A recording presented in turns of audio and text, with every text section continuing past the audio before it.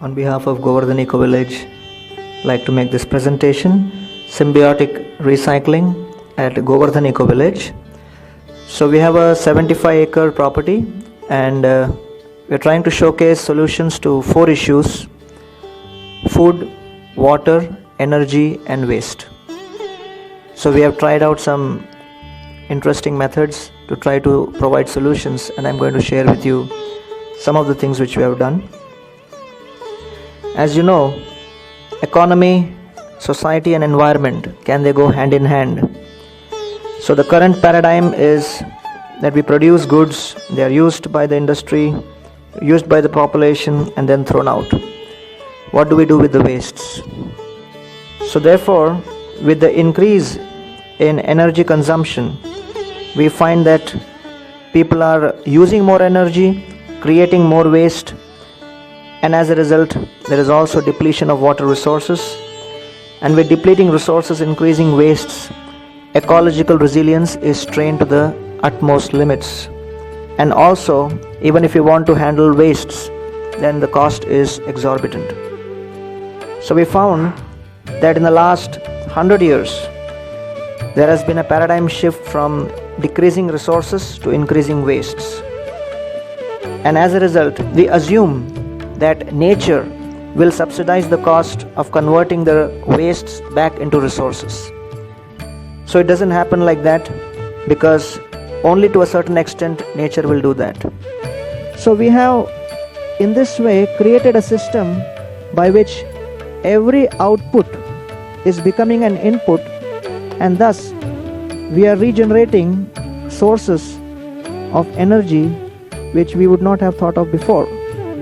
So this is in brief what we are trying to describe.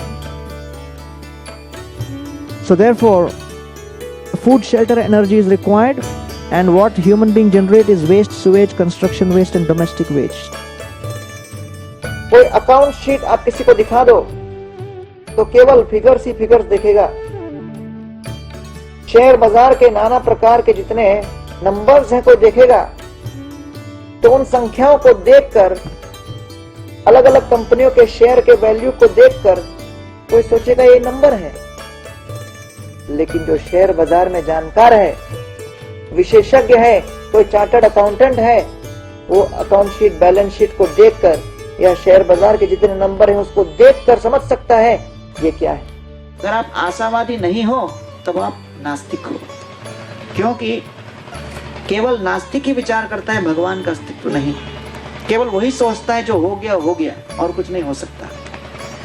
तो इसलिए वसुदेव जी के 6 पुत्रों की मृत्यु होने के पश्चात 7वां बलराम जी संकर्षण वो चले गए रोहिणी के पास, और अब आ गए कृष्ण। अब कृष्ण का जन्म हुआ। विचार कीजिए, इतने कष्टों की श्रृंखला झेलने के पश्चात यदि कोई नन्हा सा शिशु प्रकट हो तो उसके प्रति, अगर वो कोई सामान्य बालक भी क्यों ना हो, उसके प्रति कितनी आसक्ति जागृत होती। You know, one of my friends, he was fed up in Mumbai because of the crowds in the buses. As you know, it is said that in the buses and trains in Mumbai, while getting into the train, if you look from a distance, it looks like there is a diamond lying inside the train, to catch which people are jumping in. And while getting out, it appears that a snake has come inside, because of which everyone is coming out. So he was fed up, so he went to London. And then it was 8 o'clock at night, he was sitting in the bus and the whole bus was empty. He was the only guy with the driver. He thought this is Vaikuntha. Because you cannot imagine 8 o'clock at night in Mumbai that you are alone in a bus. So then he saw that there was one camera. So he asked the driver, what is this camera doing? So driver said, you know, most of the buses go empty. So sometimes people jump onto the bus and beat them up and take away their wallet, and sometimes kill them also, because crowd is not there. So in order to see who has beaten, the police will use this footage. So don't worry, it will be taken care. Even if something happens to you, your family will get justice. He said, Arey Baba, what is this going on? I thought this is empty, so this is good, but here is another type of problem. सर्वप्रथम भारत के इतिहास के विषय में दो शब्द कहना चाहूंगा। आधुनिक शिक्षा प्रणाली में पाश्चात्य देश की विचारधारा का बहुत बोलबाला रहा है और इसका इतिहास कि हम 500 वर्ष के ऊपर अंग्रेजों के शासन में रहे। पॉल बैरोच नाम के बेल्जियम अर्थशास्त्र ने यह वर्णन किया कि सन 1000 एडी में भारत का 28% पूरे विश्व में जीडीपी का प्रमाण था। सन 1800 में कम होकर वो 16% हो गया।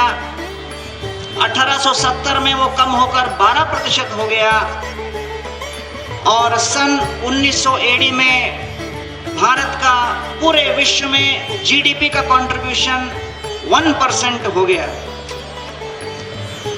तो इसके पीछे हम देख सकते हैं कि अंग्रेजों के शासन का बहुत बड़ा प्रभाव रहा।